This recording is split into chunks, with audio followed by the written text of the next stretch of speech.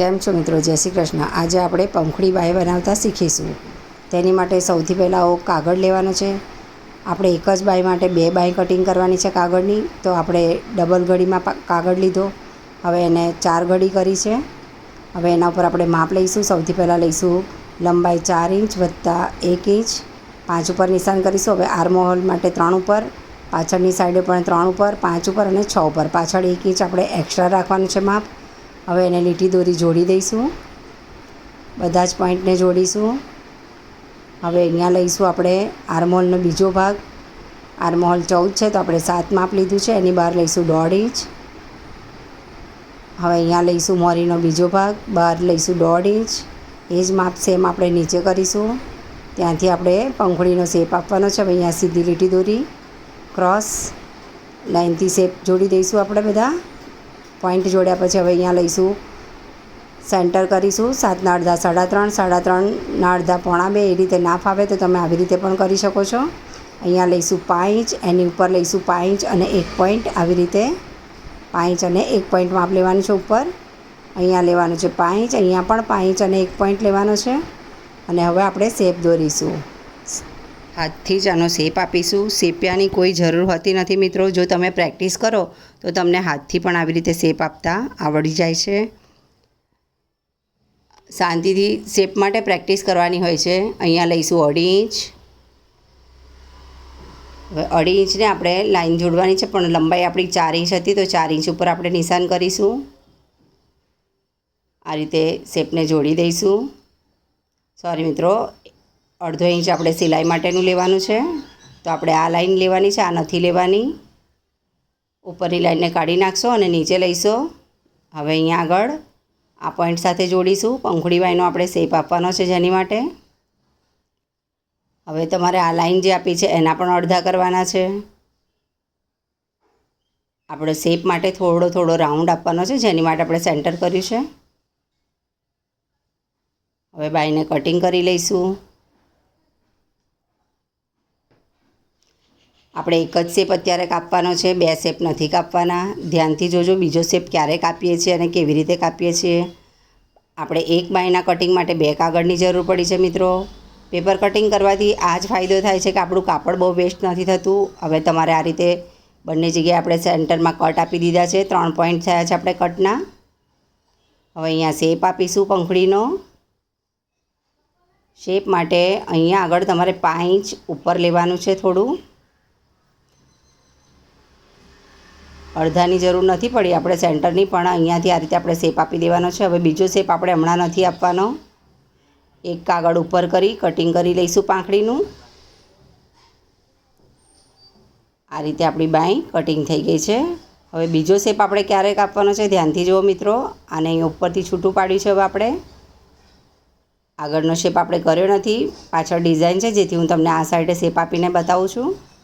ચલો હવે સેમ કાગળને આપણે આ સાઈડ પલટાવી અને શેપ દોરવાનો છે। અહીંયાથી શેપ આપી દઈશું આપણે। તમારે પણ આ જ રીતે કરવાનું છે। વિડીયોને ધ્યાનથી જોજો, તમને પણ આવી બાંય બનાવતા ચોક્કસથી આવડી જશે મિત્રો। ન આવડે તો તમે કમેન્ટ કરી શકો છો। હવે આ પોઈન્ટ તમારે અહીંયા નથી મૂકવાનો, પોઈન્ટ આપણે 3 આપેલા છે, તો ધ્યાનથી જુઓ કયો પોઈન્ટ આપણે સેન્ટરમાં રાખવાનો છે। સેન્ટરનો જ 3 પોઈન્ટ છે આપણી પાસે, તો આપણે સેન્ટરનો પોઈન્ટ સેન્ટરમાં મૂકી હવે પિન લગાવીશું, કેમ કે આપણે આ સાઈડનો આગળનો શેપ કાપવાનો છે। સેફ્ટી પિન લગાવવાથી આપણું કાગળ આગળ પાછળ ન થાય, કમ્પ્લીટ રહે, એની માટે આપણે ટાંકણી લગાવવાની છે। હવે આપણે આગળનો શેપ કાપીશું। શેપ તમારે જેમ દોર્યો છે તેમ જ કાપવાનો છે મિત્રો। તૈયાર છે આપણું પેપર કટિંગ। હવે આપણે કાપડ કટિંગ કરીશું। પિનને કાઢી લઈશું અને બંને ભાગને અલગ અલગ ગોઠવીશું। મેં આમાં અસ્તર અને મેઇન કાપડ એક જ કાપડમાંથી યુઝ કર્યું છે, એટલે 2 કાપડ લીધા છે મેં, ડબલ કાપડની બાય બનાવી છે। તમે આ રીતે પણ કરી શકો છો, અને જો તમારી પાસે સાડીનું અને અસ્તરનું 2 કાપડ લેવું હોય તો એ પણ લઈ શકીએ છીએ આપણે। બંને કાગળને આપણે પિનઅપ કરી દેવાના છે કાગળ સાથે, અને હવે કટિંગ કરીશું। જો તમને ડાયરેક્ટ ફાવે તો ડાયરેક્ટ કાપી શકો છો, ન ફાવે તો તમે લાઈન દોરી કાગળ હટાવી અને પછી પણ કટિંગ કરી શકો છો। કટિંગ તમને ફાવે એમ કરી શકો છો મિત્રો. સીવણ વિષય એવો છે કે તમે નોર્મલી તમારે મનપસંદ આકાર પણ કરી શકો છો, તમે ફેરફાર પણ કરી શકો છો, પરંતુ માપ તમારું કમ્પ્લીટ હોવું જોઈએ.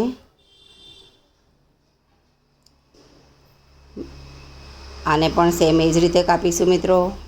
વિડીયોને આગળ જોતા રહેજો, તમને માપ લેવાની પદ્ધતિ પણ શીખવવામાં આવશે, ડાયાગ્રામ કઈ રીતે કરવો એ પણ સમજાવવામાં આવશે. પેપર કટિંગથી થતા ફાયદા એ હોય છે મિત્રો કે કાપડ આપણું બગડતું નથી અને ક્યારેક કોઈ ભૂલ થઈ જાય તો આપણે એને ફરીથી સુધારીને કરી શકીએ છીએ.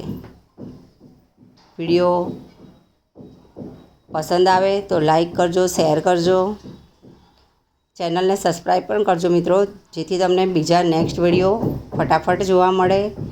વિડીયોમાં જો તમે ખરેખર સીવણ શીખવા ઈચ્છો છો તો તમે કમ્પ્લેટ આને જોતા જ રહેજો, કારણ કે તમારા કામની જ વસ્તુઓ આવશે. હવે આપણે આ કાપડ ઉપર પણ બધા કટ આપી દેવાના છે. હવે આપણે એને સીવીશું. મારે આમાં લેસ મૂકવાની છે મિત્રો. કાપડનો સીધો ભાગ રાખી એની ઉપર આપણે આવી રીતે જે ભાગ બહાર રાખવાનો છે એને અંદર રાખવાનો છે કાપડની, અને સિલાઈ મારવા માટેનો ભાગ ઉપર રાખીશું. હવે બીજા કાપડને ઉપર ગોઠવીશું આવી રીતે. તમારા બંને સીધા કાપડ વચ્ચે રહેવા જોઈએ. જો તમે સાડીનું બનાવતા હોય તો આગળનો ભાગ તમારો મેઇન અંદર રહેવો જોઈએ. લેસને આપણે બે કાપડની વચ્ચે રાખવાની છે.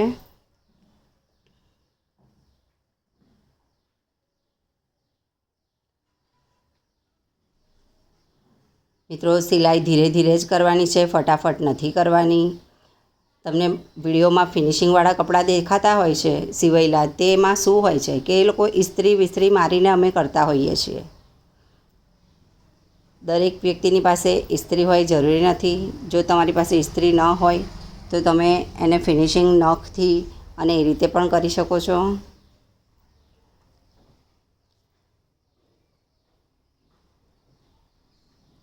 આપણી એક બાજુની લેસ લાગીને તૈયાર થઈ ગઈ છે મિત્રો.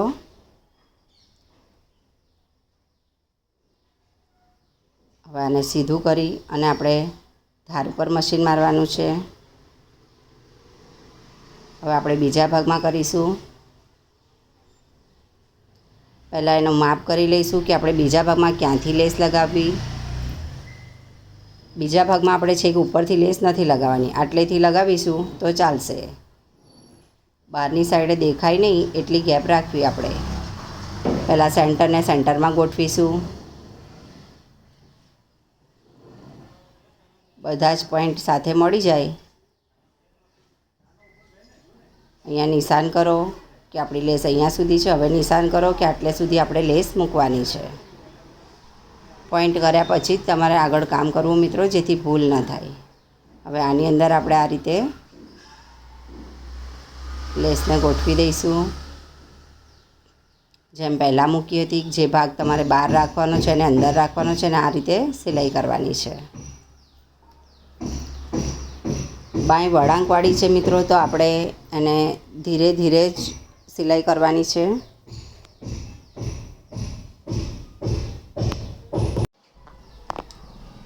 આ રીતે બીજો ભાગ પણ તૈયાર કરવાનો છે આપણે.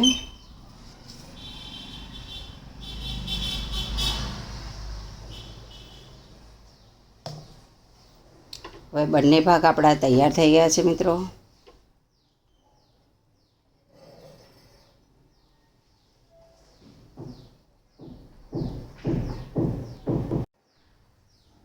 હવે આપણે આની પર પહેલાં ઇસ્ત્રી કરી લઈશું. સેન્ટરમાં પહેલાં ચેક કરીશું કે આપણી બંને બાજુ વ્યવસ્થિત થઈ છે કે કેમ.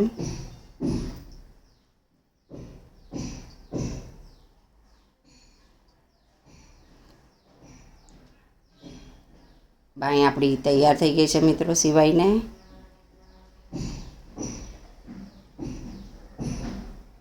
હવે આપણે એના પર ધાર કરવી હોય તો તમે ધાર પણ કરી શકો છો, અને ધાર ન કરવી હોય તો પણ ચાલે.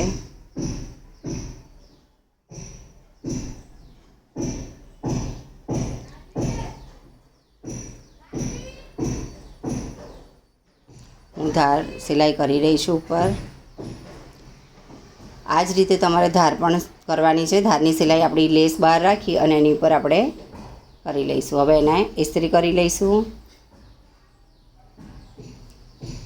મિત્રો મેં ધાર સિલાઈ કાઢી નાખી છે કેમ કે લેસ એકલી જ ઉપર સરસ લાગે છે. હવે આપણે સેન્ટરમાં મૂકી અને ઉપરની સાઈડેથી આપણે સિલાઈ જોડી દઈશું એને.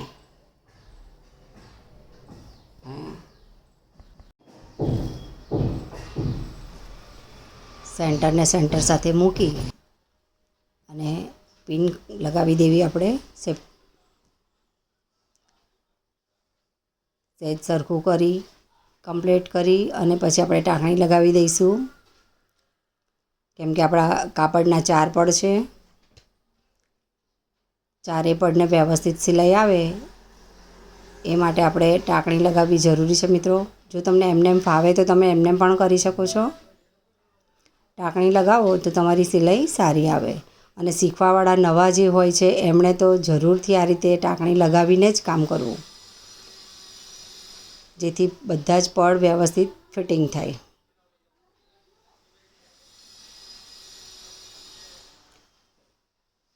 નીચેના કાપડને પણ આપણે અંદર ટાંકણીમાં ફિટ કરવાનું છે. ઉપરની સાઈડથી બરાબર રહે તેનું ધ્યાન રાખી અને પછી ટાંકણી લગાવવી, જેથી જ્યારે આપણે સિલાઈ કરીએ ત્યારે સિલાઈ આપણી કમ્પ્લીટ જ આવે.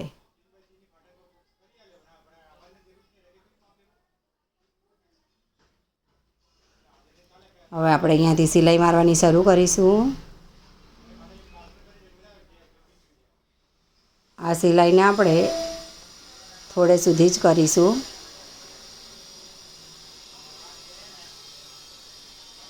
હવે અહીંયાથી આપણે ટાંકણી કાઢી અને અંદરની સાઈડથી સિલાઈ કરીશું, જેથી સિલાઈ બહાર ન દેખાય અને આપણી ડિઝાઇન સુંદર દેખાય. કાપડને આવી રીતે ખોલી મશીન આપણું કાપડ ઉપર ન આવવું જોઈએ. કાપડને નીચેના ભાગે જ ખાલી 2 પડ નીચેના અને ઉપરના સિવાય તે જ રીતે સિલાઈ કરવી. ઉપરના ભાગ ઉપર સિલાઈ ન દેખાય તેવી રીતે સિલાઈ કરવાની છે આપણે.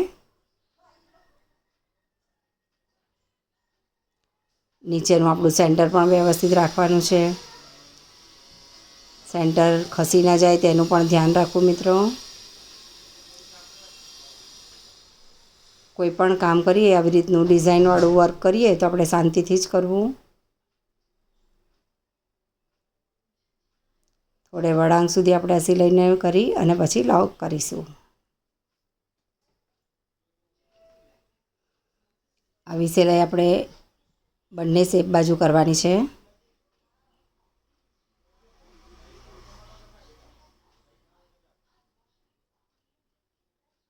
એક ભાગ આપણો થઈ ગયો છે સિવાયને. ચાલો અહીંયાથી બાંય આપણી ઊંચી પણ નહીં થાય અને બહારથી સિલાઈ પણ નહીં દેખાય. હવે આપણે આ ભાગમાં સિલાઈ કરીશું નીચેના પડ માટે.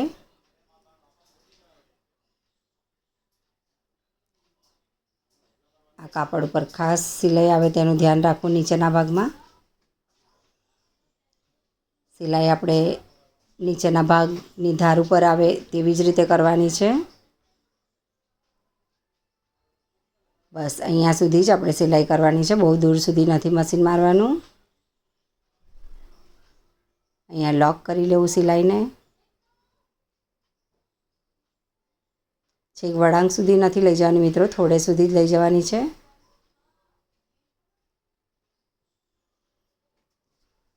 હવે આપણે ઉપરથી સિલાઈ જોઈન્ટ કરી દઈશું એટલે આપણા બંને પડ જોઈન્ટ થઈ જાય અને આપણી બાંય રેડી થઈ જાય.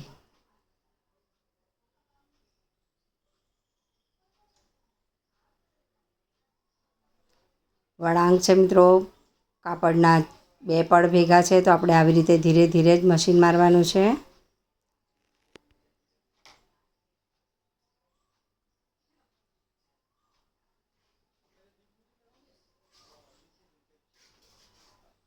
મિત્રો આપણી બાંય તૈયાર થઈ ગઈ છે. જય શ્રી કૃષ્ણ. બીજા વિડીયોમાં ફરીથી